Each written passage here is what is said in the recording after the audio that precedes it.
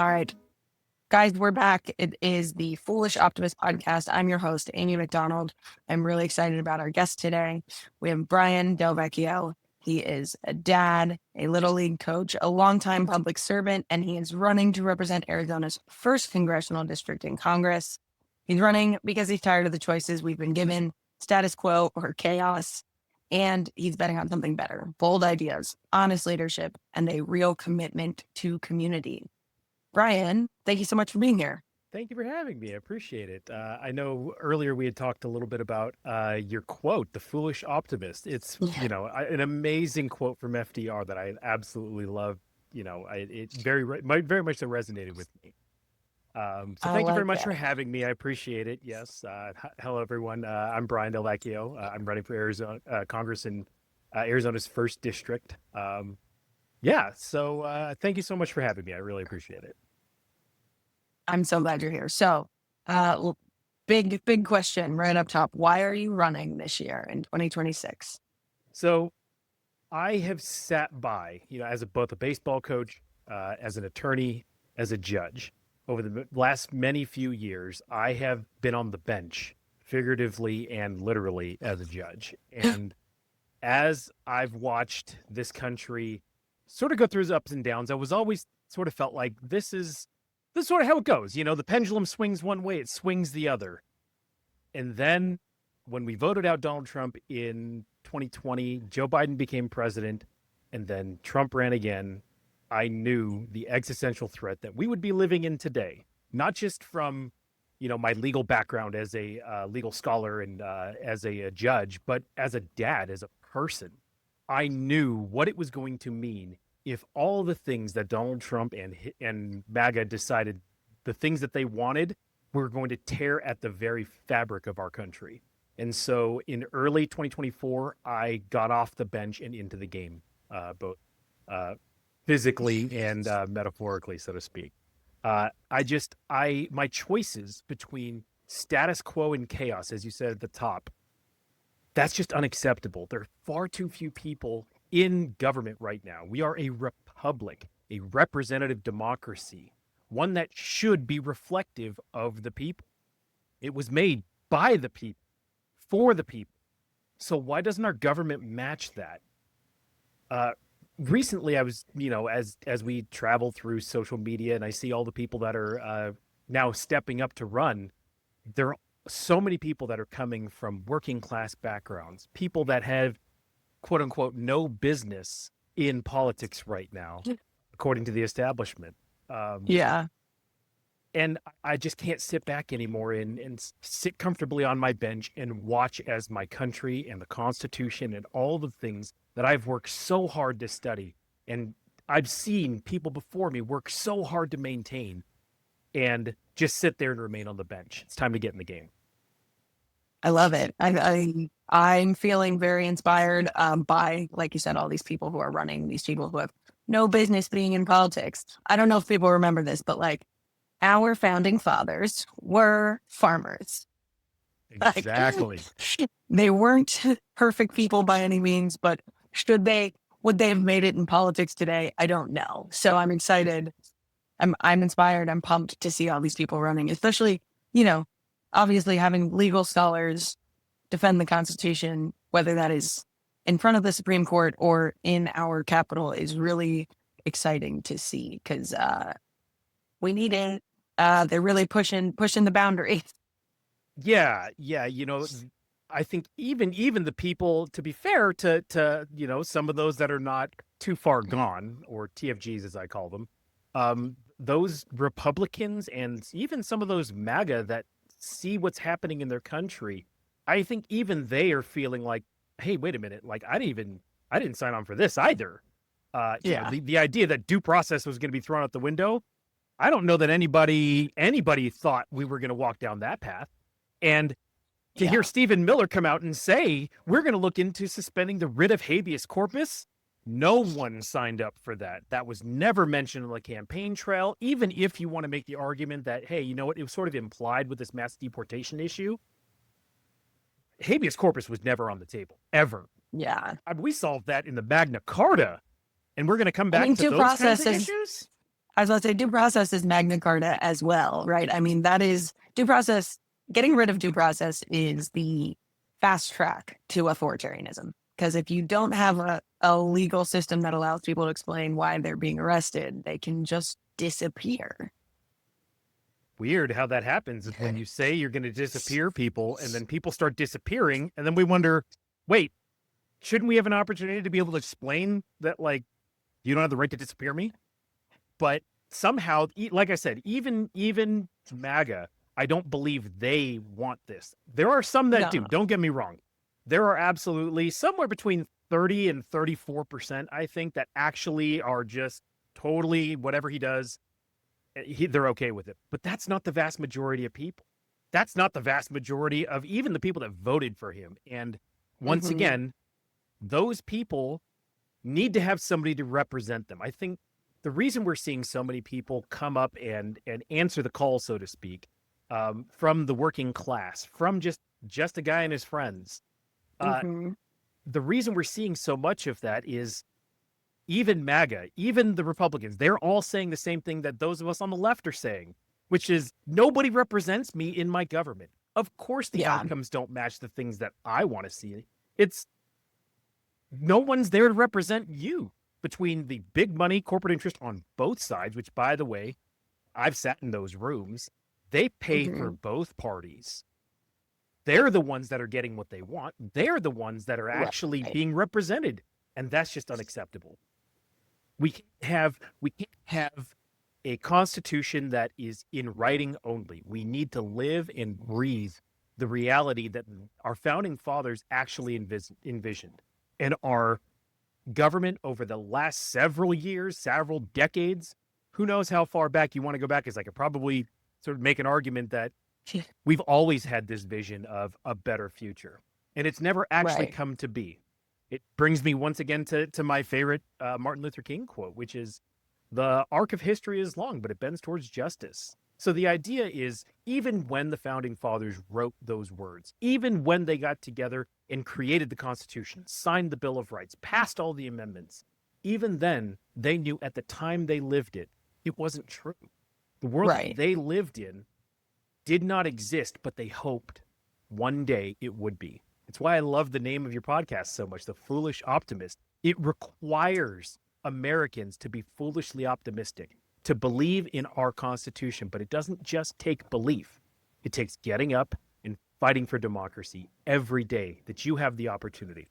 And that's what I'm Yeah. here to do. I Stand love up that. and fight for the people that want their democracy back.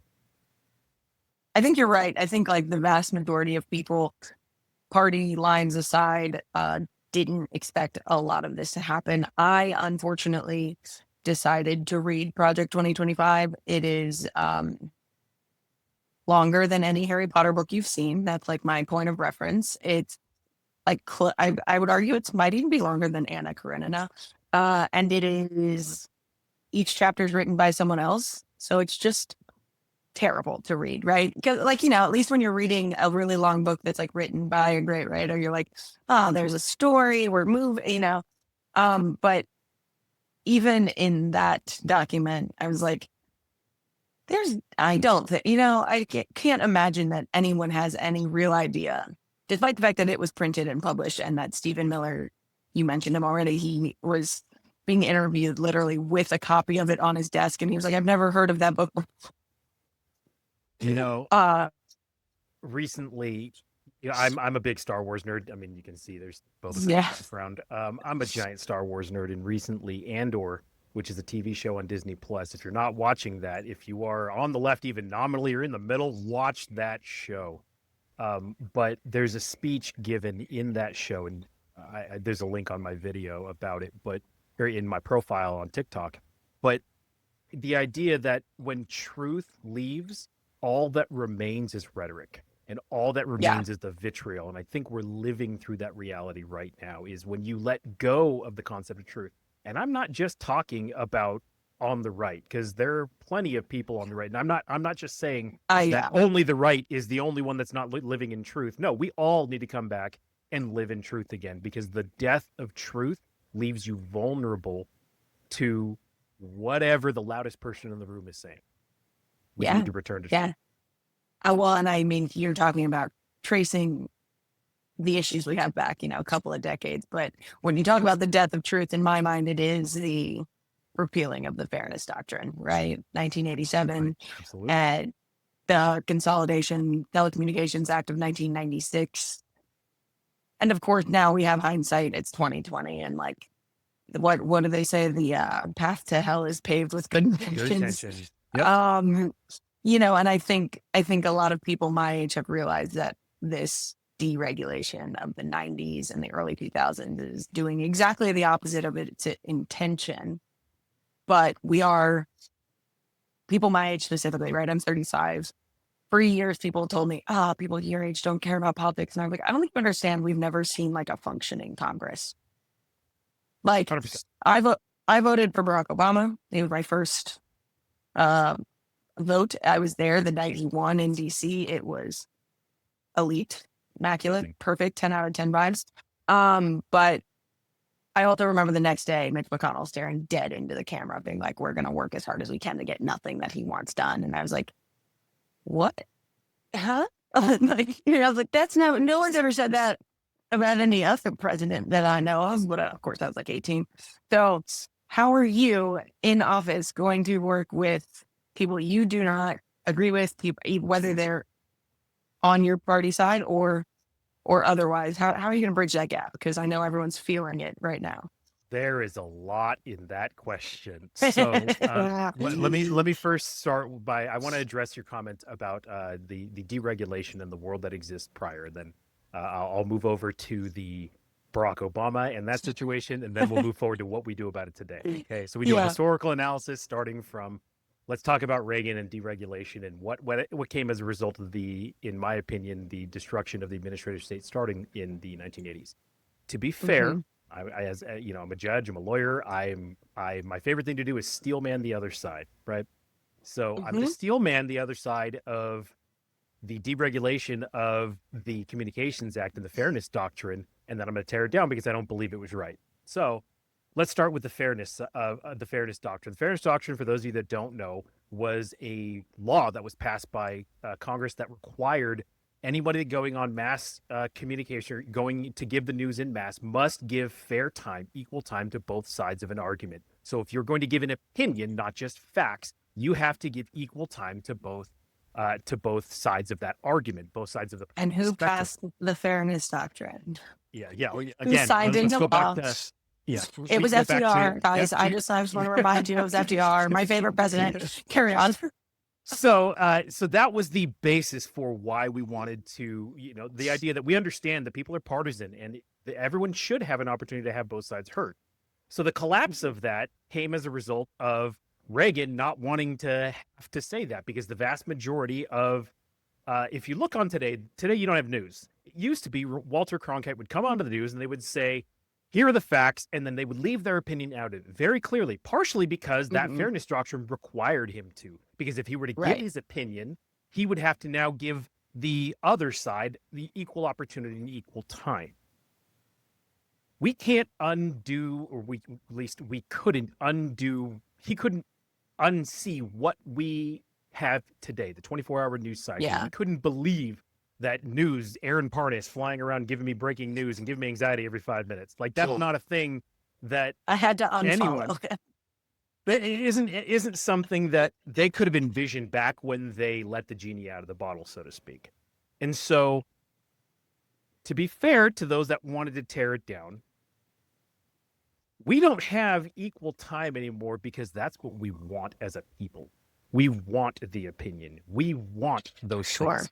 Because the vast majority of people will turn off just the facts because they're boring. I know, I'm a judge and a lawyer. I deal with boring all day long.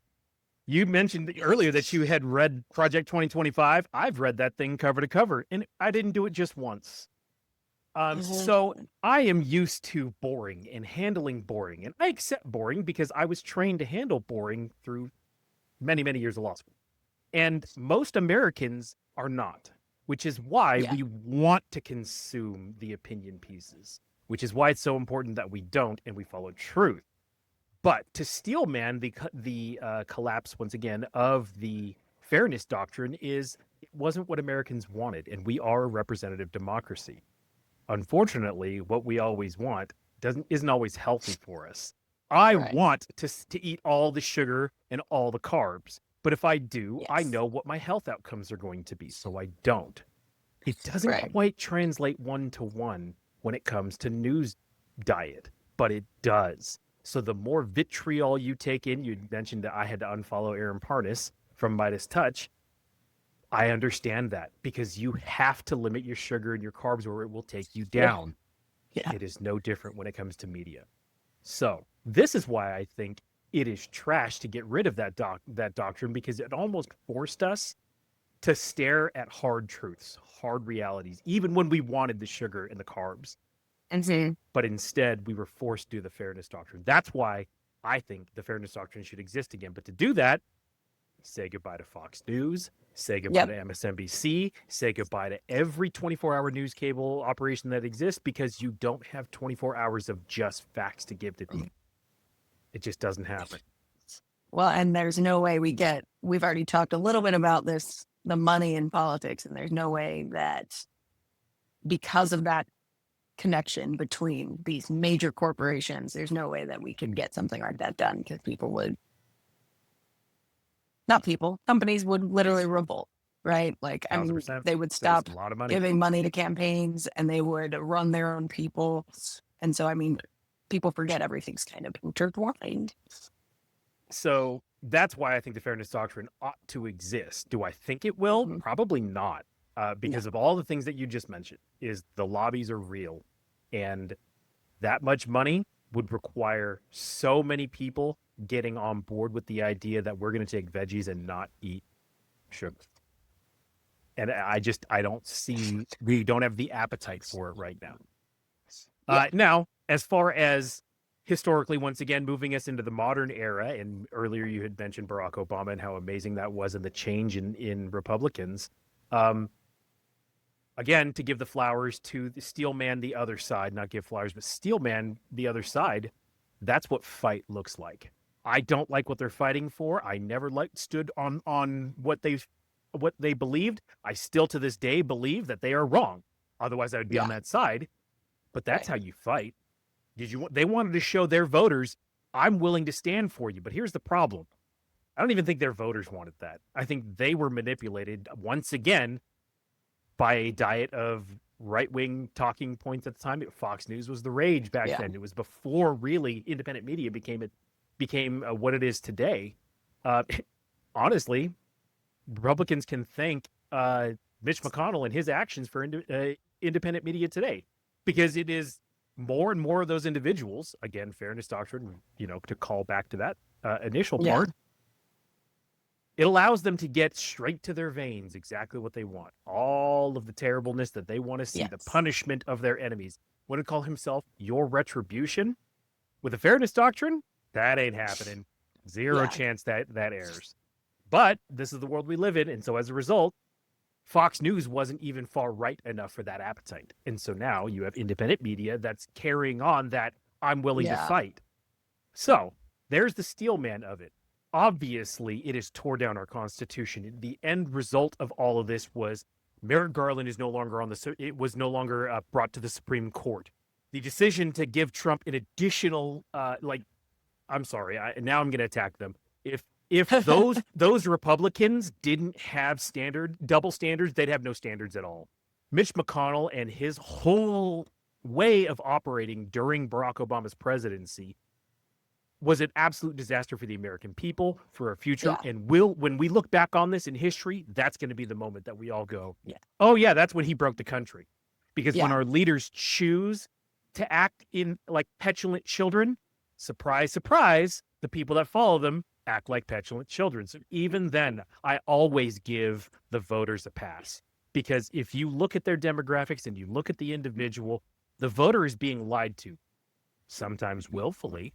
Sometimes they accept that. They're looking for it, but not all of them, right? Not all of them. I know there are plenty of middle of the road people. Heck, 60% of this country is either independent or just flat out don't pick a party. Right. And So so they don't that's the have to. majority. So the majority, and the majority voted in Donald Trump and this way of life and these policies. I don't feel like they're not legal scholars. The vast majority of people, Justice Hugo Black said, what the average American thinks is constitutional is what he or she likes, and that is so true. That has no Yeah. connection to the constitutionality of things. And to be Yeah. honest, I don't expect you all to be constitutional scholars. I went through enough pain for all of us. You don't need to go through that pain too.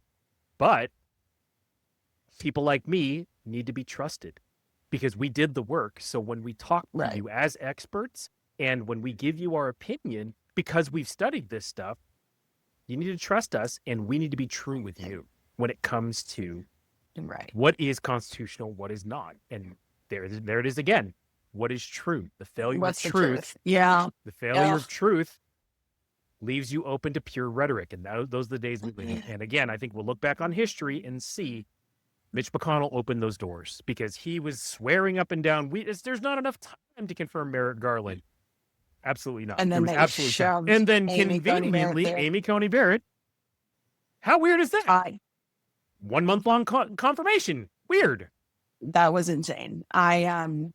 Before we move on to how you're going to work across the aisle, I do want to touch on this, like Republicans' ability to fight. Obviously, this kind of starts with this very much starts with Mitch McConnell, but it also starts with the like radicalization of the Republican Party with the Tea Party. I was in DC for that too. I asked I asked an older person about their Tea Party sign, and I got yelled at for like the longest underground stop in DC. And I was like, first of all, I'm 19. I just asked you a question. Why are you screaming? And I was like, I have to go get like tested because you've now spitted on my face. Like I spit on my face. It was like screaming. So, I mean, what are your thoughts around, you're running as an outsider, you're running as a guy and his friends running for office.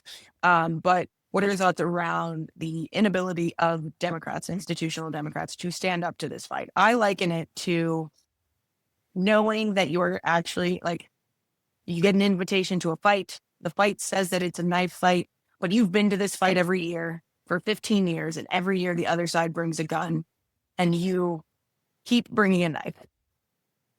So, I appreciate the question, and here's sort of how I view this. Absolutely. Here's how I see this. We have lived in a relatively peaceful Republican democracy going on now 250 years, for the most part, with the exception of obviously very open conflicts globally. Politically speaking, generally, we tend to be pretty stable since FDR. Weird how that works. And from the 60s, we'll skip that. I will happen. But here's the thing. I can justify the 60s politically because you're seeing what's happening. That's called Democrats fighting in the 60s. Yes. Yeah. So I can just that. But just for the most part, once again, I'm not saying we're perfect. I'm not saying it was always sunshine and roses. It wasn't. Right. But for the most part, we've enjoyed political peace for going on almost 100 years now. As a result of that, a lot of the Democratic leadership tends to be what are known as peacetime generals. Abraham Lincoln, when he became president during the Civil War, he was president at the time before we actually went to Civil War. And that meant his generals that were in charge of leading the fight in the Civil War were all peacetime generals, because America hadn't been in a conflict prior to that required all-out war the way it did. Right. And as a result, his generals and his bench tend to be far more. They were not ready for that fight. Yeah. History doesn't repeat itself, it rhymes. So similarly, the Democratic leadership is not ready for the fight and the war that Mitch McConnell placed upon them. I'm a big movie nerd. I've already mentioned my Star Wars. I'm also a Lord of the Rings and Harry Potter fan. And in Lord of the Rings, the line is said that war is upon you, whether you would have it or not. That is 100% true of our political climate today. And unfortunately, we've had some great leaders in the Democratic Party. And again, I want to give flowers to the AOCs, the Jasmine Crockett's, the Bernie Sanders has been fighting this fight since day one. Poor guy. I'd be so tired. But the vast majority, I got to give flowers to Gavin Newsom right now. This is how you fight. Yeah. Yeah. You fight 10 toes down. You fight against authoritarianism. But not Yeah. all of our Democratic leaders are wartime generals. Most of them are peacetime generals. It's time to have wartime generals stand up and fight. I am one of those wartime generals here, ready to fight. I've been fighting my whole life. Democrats are looking for wartime generals. And where they're finding them? Leaders aren't chosen. And I think this is part of the problem in the Democratic Party. Right now, we're so peacetime oriented that you get lines. So I was at a town hall. I know some of you that have followed me as a result of this comment, but I was at a town hall. And at that town hall, I met with a few friends that were there. And there was plenty of Democratic insiders. They're always at these things.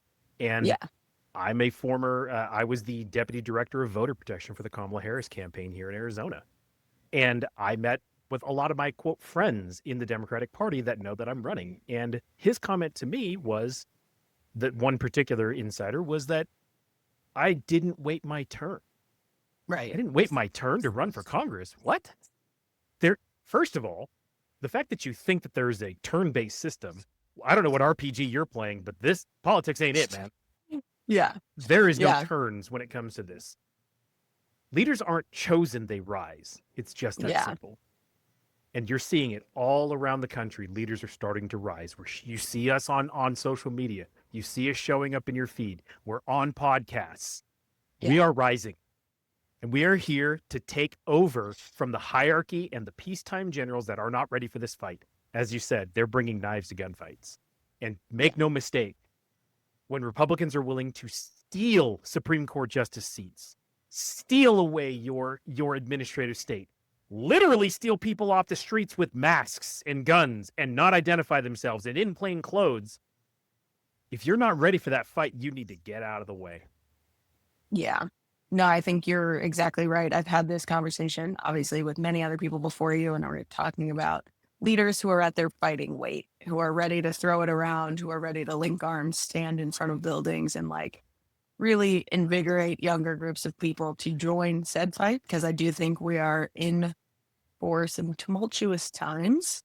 I mean, I think as soon as the Republicans began their little charade of shutting down the government and then actually shutting down the government, that was for me, at least in my recent memory, that's the kickoff for this political warfare, right? That's what it is. It's when you start betting with other people's lives, not your life. You're always going to get paid. You're always going to have food on the table. You're always going to have insurance, but you are throwing around hundreds of thousands of people's lives who worked for the federal government.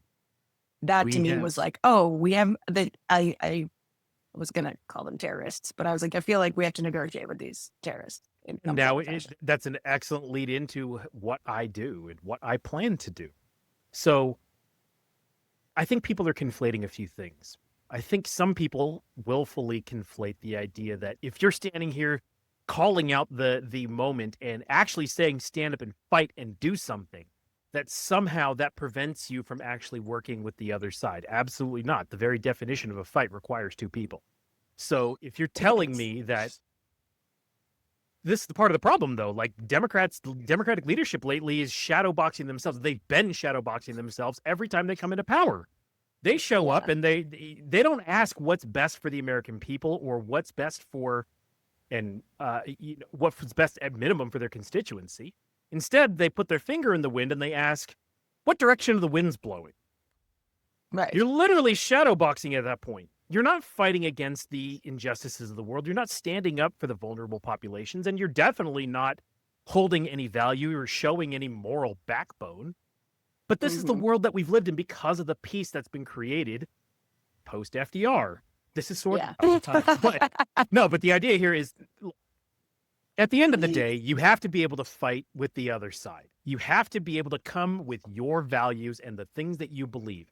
And you have to be able to not just shift the Overton window to actually get your policies passed. So as a public servant, right? So I don't have the history of negotiating in smoke-filled rooms with large lobbies. That's just not my history. That's just not how I do things.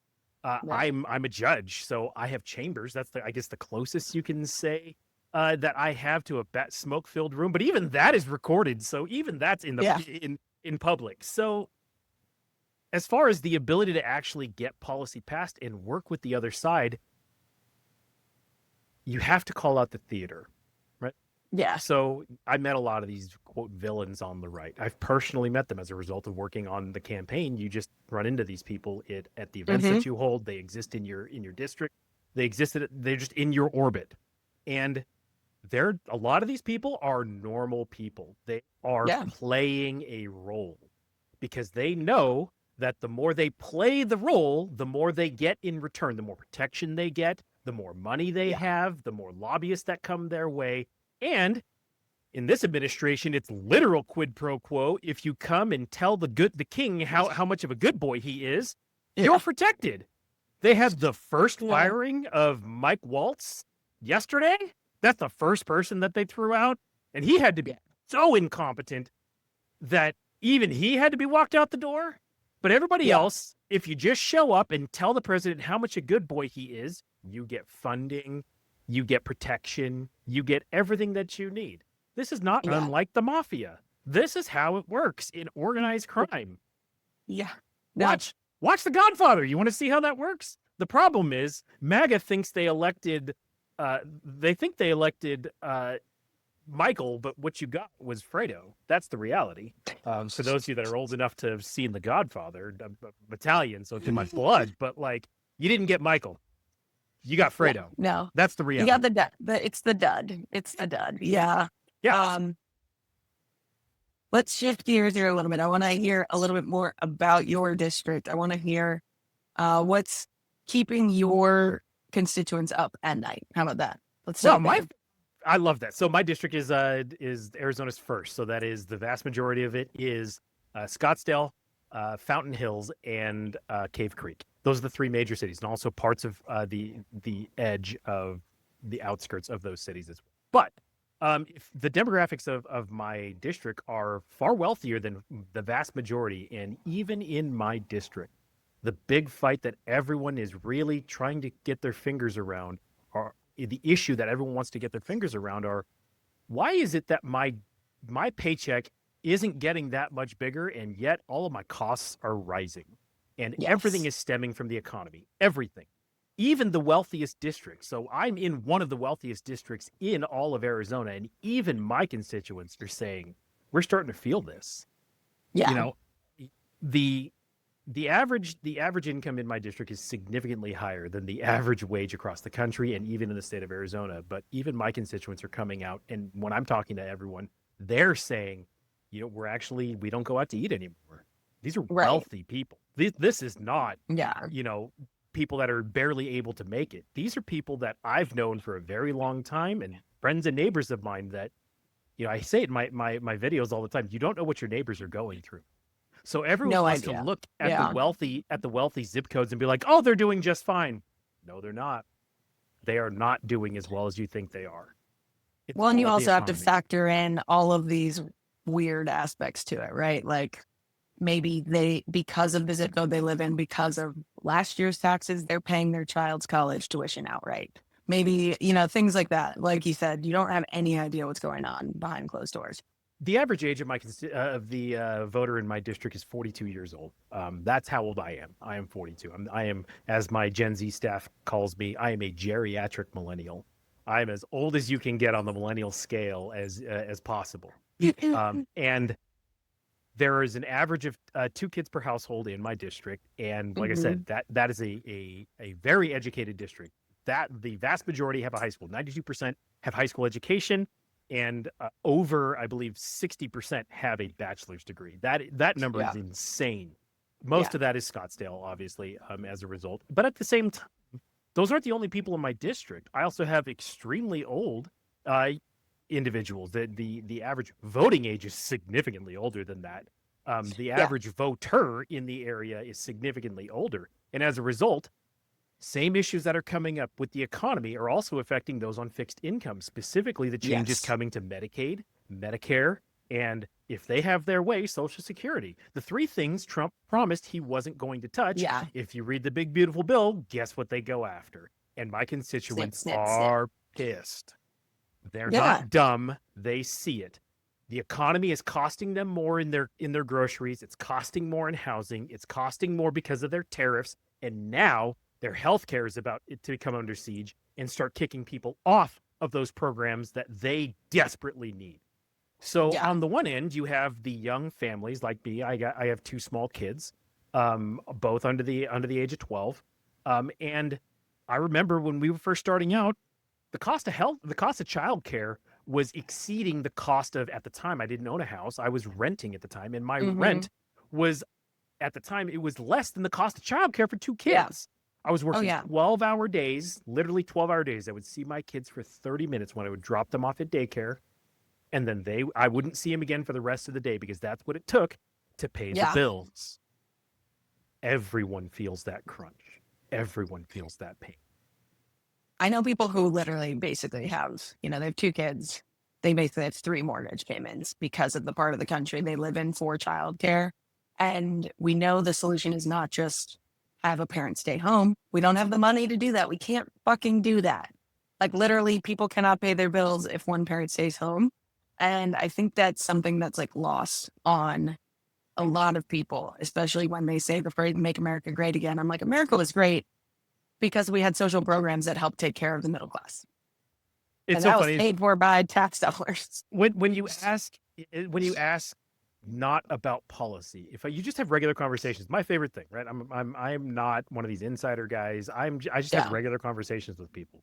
And in my regular conversations with people, when you ask them about when was America great, you know what they describe? When America was basically socialist.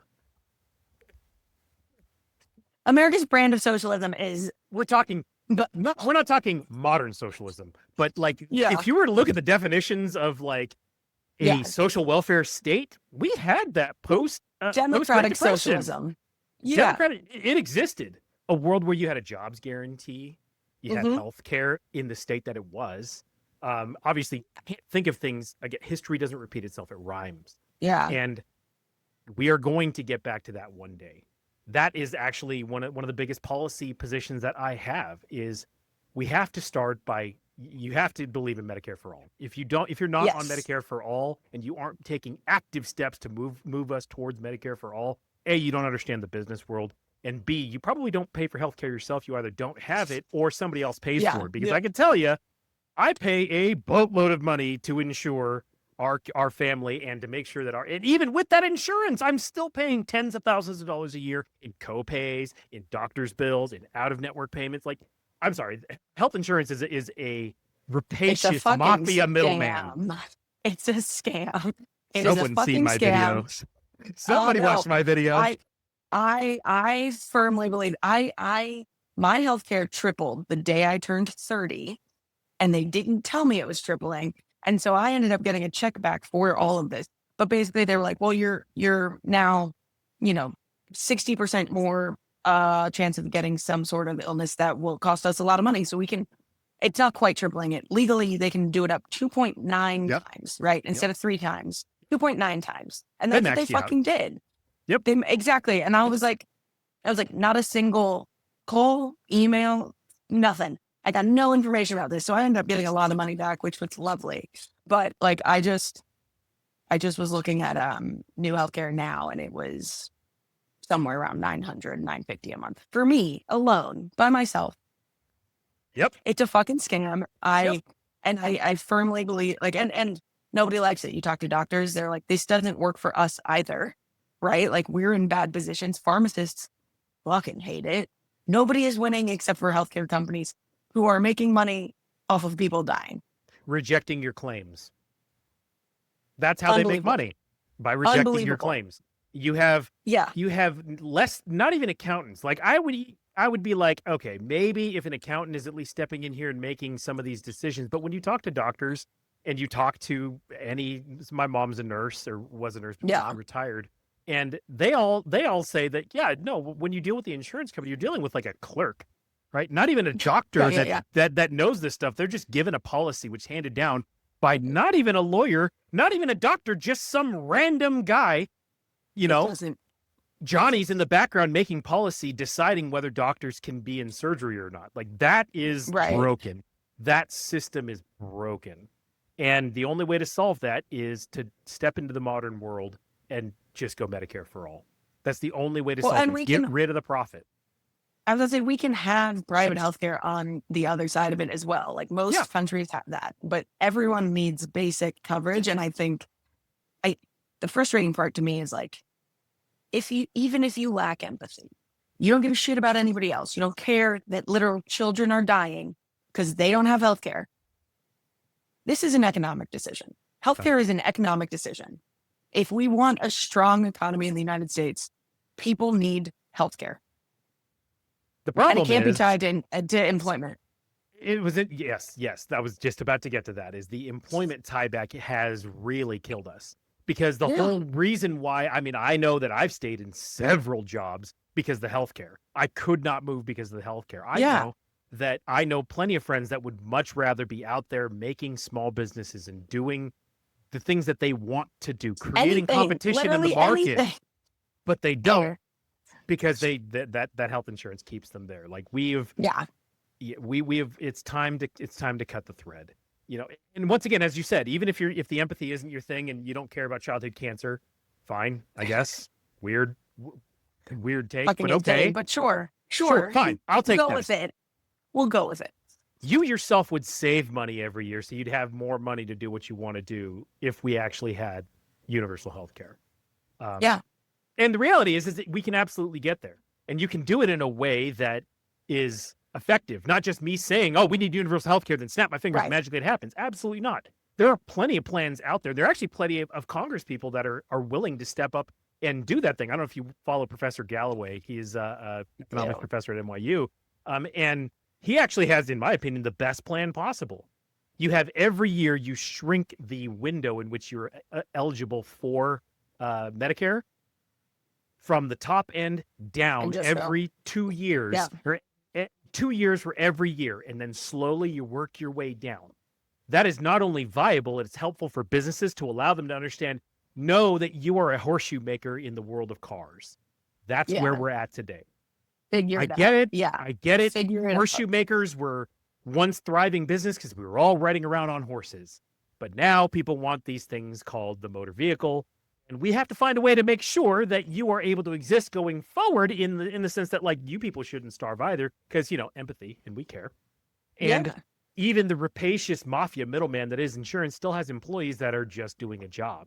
And so those people need to be also moved over to other areas. So we can do that by gradually lowering the age in which eligibility exists while increasing coverage.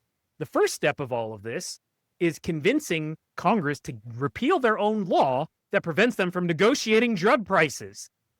Yeah. I'm sorry, once again, we're walking into a gunfight, not even with a knife, with both hands tied behind our backs because we handcuffed ourselves. Get rid of that. We can get rid of that. That's a choice. Absurd.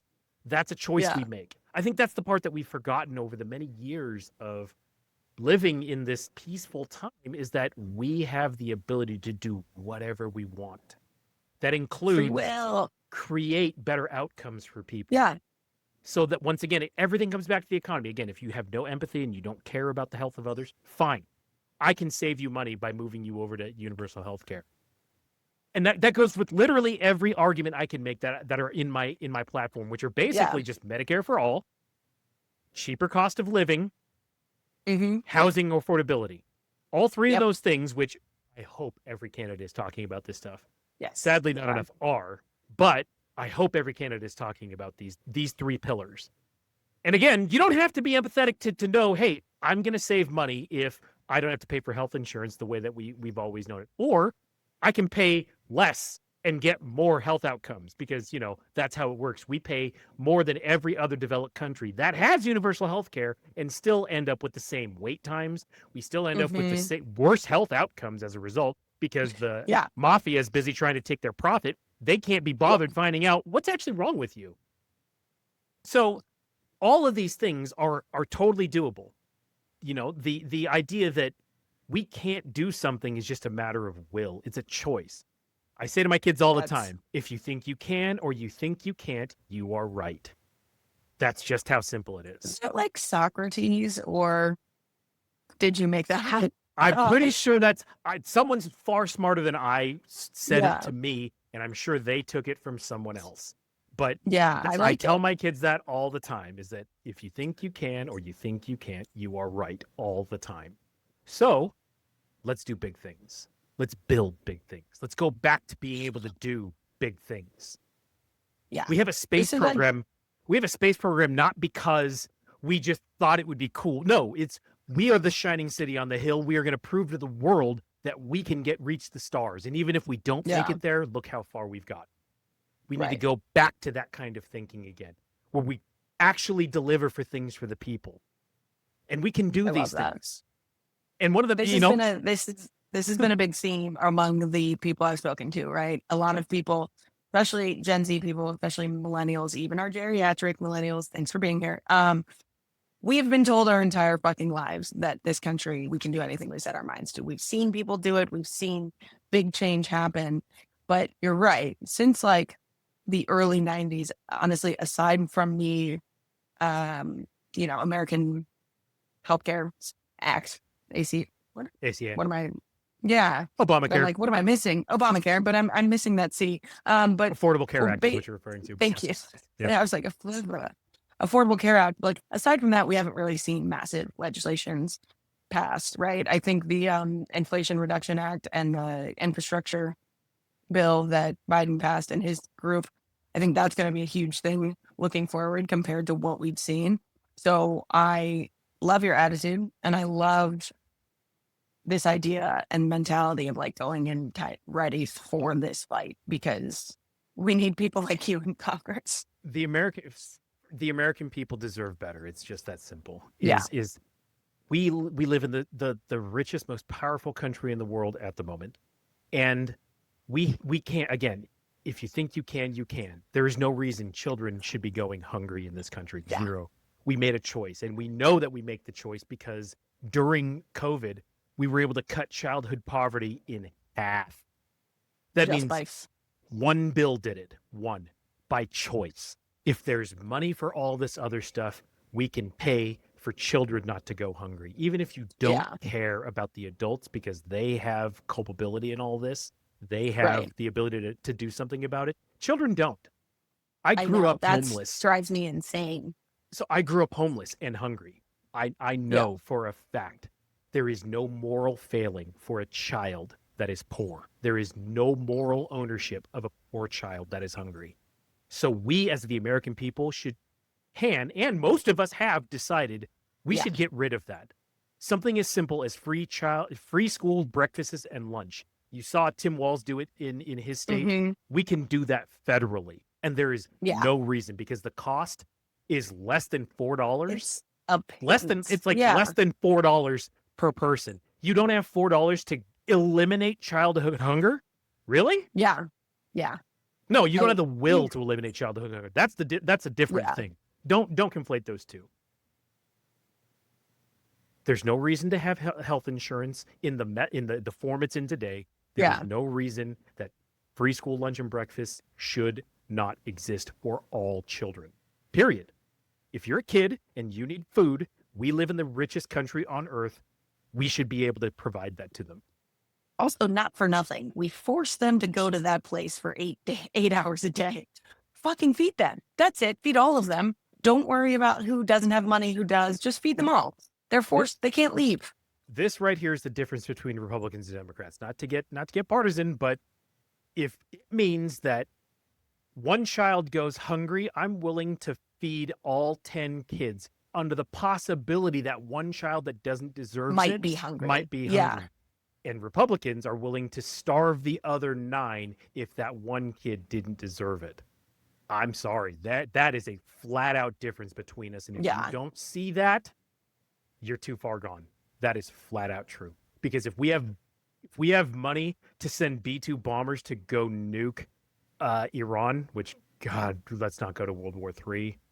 If we have money for that, if we have money for that, we have money to feed children in this country. And don't tell me that I don't want war with Iran only so I cannot feed children here. You need to be on both.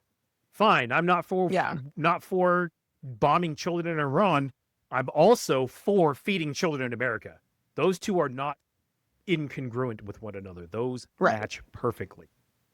But no, there aren't any. Have you heard any Democrat talk about feeding school kids? I haven't heard a Democrat talk other than Tim I Walz, haven't. and No, they yeah. buried that.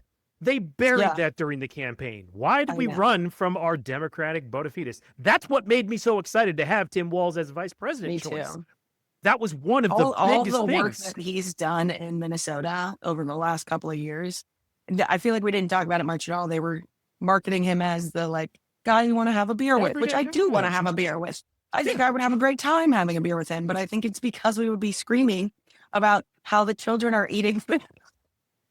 We would be like cheersing over that, you know? And I didn't, it didn't click with me until just now, you pointing it out. Yeah. I was, to be fair, I was shouting it from the rooftops from the inside of that campaign for anybody that would hear it. I was literally shouting, and I wasn't alone. There were a lot of people on that campaign that were going, "We are so excited for Tim Walz. I can't wait for all the things he's going to do. Why aren't we sending him out more?" And I was know. I not feel like at that he got shut down a little bit, right? Like when he's like on it, he's on it. But I feel like they kind of were like, I just like Kamala Harris is a very funny person and like very witty and snaps back quickly, which I appreciate. But so does Tim Walz, and I feel like they kind of shut it down to give her. I don't know. I wasn't. I think they were thinking to play to his strength, which was he's America's dad. He's absolutely that guy you want to sit down and have a beer with, and that's true. But he was way more than that. Yeah. And also, to be fair to the campaign, like we were drinking from a fire hose. It was insane. Hair on fire every day. I was up before the sun and home after the sun was gone. I was very it was crazy. To be fair, like I think the American people kind of give us a break for that, at least, because it's like we were going a million miles a minute a second. But at the same time, like there were people on the inside shouting from the rooftops, "That is the playbook." That he fully funded public education for the next 400 years or something insane. He was able to get free school lunches and breakfast for all kids that need it. Like that is just those two things alone. You could run and win a campaign on, in just those two things. And yet, but the strategy has never, and for the last, again, we're talking reactionary group of people. It has not been. I couldn't sleep, I don't know, like 3 months ago, and I read an entire FDR biography again for the next time, and because I love him, but I woke up and just immediately started recording videos, just being like, why are we not running to the left? Why are we not separating ourselves as much as possible? Because in reality, I understand where our Overton window is. This term has come up a few times. If you don't know what it is the window of our political sphere, right? So for a while there, we kind of had, our centrists were pretty centrist, but if you look at what's happened over the last 15 years, we've been dragged to the right so far that a lot of our centrists are actually former Republicans, and you can see it in op-ed pieces. You can see it all over the news. You know who I'm talking about, right? But I'm like you. I'm like, why aren't we screaming from the rooftops that Minnesota has done this and we can do it again? There is a path. There's a path that there's a path that we can rhyme with. It doesn't always have to be terrible. It doesn't always have to be awful. There are positives in our past that we can call back to today. And, I'm old enough to remember when Clinton was running for president, right? So my household was always very political. Even ironically, my parents are both hardcore Republicans. And so they taught me to be skeptical as a kid. That in a tough life of, like I said, of living homeless has taught me to see the world for what it is. Don't listen to what they're saying. See what your eyes are showing you. Believe what your eyes are showing you. Don't tell the guy that's trying to tell you don't believe your lying eyes. And so we have a choice to make in this country. We have to look ourselves hard in the mirror, and we have to decide, who are we? Are we going to sit here and accept authoritarianism, fascism? Or is the world that we want are we willing to fight for the world that we want? It was a lie back when the founding fathers said it. It was a lie back when FDR was claiming that America is this amazing Yeah. world. It's going to be a lie when I tell you we are amazing. And I'm going to tell you we are amazing. And look how far we have come. But we only continue to get better the more you fight, the more you stand up, the more you talk about these issues that are not associated with lobbyists and money. And again, Yeah. I'd mentioned a minute ago that I was old enough to be around when Bill Clinton was president and ran for president. The reason I mentioned that is the Democratic Party changed. Yeah. There was a world when the It- Democratic Party was broke. Couldn't put together campaign funds, couldn't get on television, couldn't do anything to get attention because it takes money to do that. And Bill Clinton and his whole operation changed that game. And as a result, it came with costs, and that cost came at the American people. That, to be fair, though, like to Bill Clinton, once again, here I am lawyering again. To be fair, the broke Democrats back in the day weren't exactly succeeding. We had Reagan, we had Bush, like we were losing hard, and two terrible ideas because we didn't have the money to go out and do what we need. So the challenge is, how do you get sufficient amounts of money to get in front of people without needing to owe those people all of those favors? And the answer is all of you. I said we have to look ourselves in the mirror and decide what we want from this country. We have to decide to put our money where our mouth is. You have to donate to the campaigns of people that don't want to take lobbyist money. Because I can tell you, I'm meeting with corporations on a daily basis of people that want to be on board, but I'm not willing to take their money because I know the corrupting influence of that money. But as a result, it means that I'm expecting how do you everybody compete? else. I need everybody else to step up and say, we want this too. I just need a guy and his friends.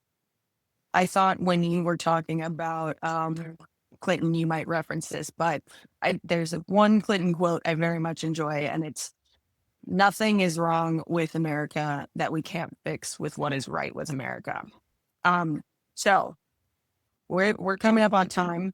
I still want to ask you my 10 random questions to help people get to know you. But before we do that, can you tell people where they can follow you and how they can donate and volunteer on your campaign? Absolutely. Thank you to everyone that's volunteered so far. It was so much fun to go out to the No Kings Day. Shout out to everybody down in Scottsdale that volunteered. Thank you so much. You can find me on all social medias. Right now, my biggest platform is TikTok. That's where I'm doing most of my lives. That's where I'm doing most of my communications at Del4AZ. Del, the number 4AZ. That's the same with my website at Del, the number 4AZ.com or Delforaz.com. They both go to the same place. You can donate there on my Act Blue. It's right there at the top of the page. Please join me there. Or you can go to my TikTok and you can see some people don't want to donate to Act Blue lately. I don't know if you've seen, they're kind of in a bit of a controversy at the moment that is not of their making. They're just under attack by the president, not the same thing. And so quite a few interesting is like small dollar donors. They tend to send me just like checks to my PO box. You can find all that on my social media, and you can find it all on my website, Delforaz.com. And if you need to know how to write a check, you'll have to go to YouTube. It will teach you how to fill a check out. Okay, great.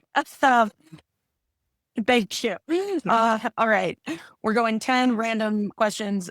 These are not that random, but you haven't heard anybody who's answered them yet. So we'll change them once they start rolling out. Perfect. Coffee, tea, other caffeinated beverage. Favorite way? Coffee, always. Iced coffee? Well, here in Arizona, it's almost a requirement. I actually prefer a hot coffee, but it's 109 today. So iced coffee is a requirement. That's brutal. Are you more of a cat person or a dog person? I have 2 dogs. I have labs. I used to have a German Shepherd, but she passed a few years back. But I have 2 labs right now. I'm not against cats. I had cats growing up, but I'm definitely a dog person if you had to put me in a box. I get it. What's the last book you read? I actually, in the middle of, I have it right here, actually. Law, Pragmatism, and Democracy by, is one of the, talk about boring books if you're not into law. I am literally in the middle of it right now. Judge Posner. There it is. Oh, okay. Judge Posner wrote this. It is basically the confluence between constitutional law and the reality of politics, and how politics is, or laws are derived from the politics that we live. And so it's sort of a guidebook of how to actually be effective in law and in politics. Awesome. For our boring book readers and people who need something to read to go to sleep, there you go. It's a great book. It's not a quick read, and I got to tell you, you got to take it page by page because it is dense. I can just tell by the cover that it would be a very hard read, right? Okay. Yeah. If you were to eat one breakfast every day for the rest of your life, what would it be? I actually eat the same breakfast every day. It is I am the cook in our house. My wife does not cook. I cook everything. Good for her. And it's sort of the trade-off is I don't clean, she cleans, I cook. And that should be the rule in every house. Whoever cooks doesn't have to fucking clean. That feels unfair. I make for my kids every day. They get scrambled eggs and bacon every single day. And I cook them fresh every day because I am not willing to eat food otherwise. If I didn't go to law school, I'd have gone to culinary school. And so my passion when I'm not in the law and I'm not being a lawyer or being a judge, it's cooking. And so bacon and eggs every day, basic scrambled eggs. If you don't know, go check out Gordon Ramsay's video on how to make scrambled eggs. It is the perfect way to make life-changing. It is life-changing. I mean, I was already making my eggs that way because my mom taught me how to make them the same exact way. But to see Gordon Ramsay make them the exact same way, I was like, oh, you don't need milk. You were like, by the way, you don't need milk. You just need to put effort in. Whip your eggs, and be patient. Put your eggs on and off the heat, constantly moving them on and off the heat so they never burn. Perfect. Yep. Just when you it's think all about they're patience, done. which is annoying. Did you know that the toque, the little hat that chefs wear, each one of those folds represents the different ways that you can make an egg? I really thought you were going to make a Ratatouille joke there, but okay. We have more questions. Lock in. Yes, we have more questions. I'm sorry. Rapid. Go. Favorite movie of all time? Oh, how dare you? No. I am such a movie. Name a movie, I've probably seen it. That's how into it I am. But I have to say, right now, I have to say it's Star Wars. Do I have to pick one? Yeah. Do I have to? Dang. Wait a minute. I was trying to get away with. I was like, I get 6. No. No. It's got to be Return of the Jedi. Return of the Jedi, full circle. The themes. I am such a understand the question behind the question person. The themes behind Star Wars, right? Yeah. I mean, you can now find them because George Lucas has done enough videos that he explains sort of some of the themes that are built underneath, but the themes of hope, rebellion, of standing up to power, doing what's right when no one else is willing to. I mean, all of these themes are built underneath the layers of Star Wars. It's why I'm so obsessed. I do love it. Onions. It's a classic. And you know, as a parallel, I don't know if you've seen the YouTube video. All the Harry Potter is a worse version of Star Wars. Go check out that video. I am as a millennial, it's in my blood to be obsessed with Harry Potter. I've read every book. My kids have read every book. But we also, so the first Harry Potter book I bought, I shared it with a friend in 4th grade at the book fair. Her mom called my mom, told her I was trying to teach her to be a witch, and my mom's like, it's not real. But like, I got that when I was 9. So I was this is the pinnacle of writing. And then you read, like, I don't know, you read Tolkien, you read Dune, you read anything else, and you're like, oh, she's not great. It's like, it's enjoyable, it's fun to read, but like, is she a world builder? She's not. She's not a world builder. No. And like for me, it was truly Dune that like got it, that I was like, oh shit, this is wow, you know. So for me, that was Tolkien. But you know, when you can describe every tree branch in an entire chapter, that's world building. That's world building. Yeah. Yeah. Not the only Asian character being named Cho Chang. Okay. Last question. What is your favorite thing about your district that you are running to represent? My favorite thing about my district is the diversity. I know it's shocking to people to hear to say Scottsdale, but here's the thing: where I am, Scottsdale is some of the most diverse individuals. And I want people to expand their idea of diversity. Diversity doesn't just mean one physical immutable characteristic at birth. It's not. Diversity means where were you born? It means it's socioeconomic. It's culture. Just because you were born in Indiana doesn't mean that your culture was Indianan. Diversity doesn't just mean race. It also means, like, I grew up poor and I was surrounded by a lot of poor white folk. And I got to tell you, I have more in common with people that are diverse in skin with all of my other poor white folk that I grew up with than, I hate to say it, but like Barack Obama. He is a wealthy, him and his kids. I'm not talking about when he grew up, I'm talking about now. Like somebody that grew up wealthy that happens to be African American, while that experience, that creates a different kind of diversity. Needed, necessary diversity too. Of course. But I can tell you, I get along so much better with the diversity that I experience in with the constituents in my district. It's not just all old white people. I promise you.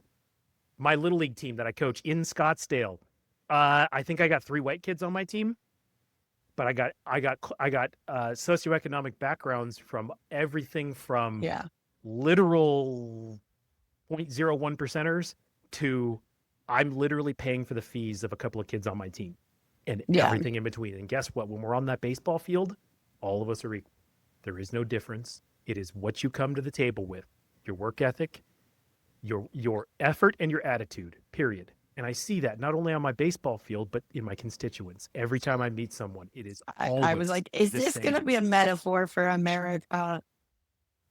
It is. I'm telling you, I have a lot of baseball metaphors. I'm a baseball coach. I'm getting off the bench. I'm getting in the game. It's who I am at my core. And like I said, that diversity, not just the racial, the socioeconomic, the cultural, that diversity runs deep in this state and specifically in my district. And I love it. I love it. Like I said, it's on the baseball field. It's in my community. It's in the cities. It's in the towns. It's at my town halls. It's not just old, rich white people that live here. And I know that's probably shocking for people to hear in Scottsdale, but it's true. If there's a reason why it's like a median income, because it's both ends of the spectrum. Yeah. Well, thank you so much for your time today. This was really fun. I really enjoyed our conversation. This was so much fun. Thank you. I could do this all day, so I get it. We have time, but I appreciate you. Thank you, Amy. This is so. If you've made it this far, thank you so much. Thank you for following The Foolish Optimist. You can follow us on Spotify, Apple, YouTube, wherever you get your podcasts, pretty much. We're going to be dropping new episodes every Wednesday, and you can watch the video episodes on YouTube. If you would like to, please give us a review, leave comments. You can also email us at thefoolishoptimistpodcast@gmail.com. If you see any really great candidates that I should be talking to, send them my way. Thank you.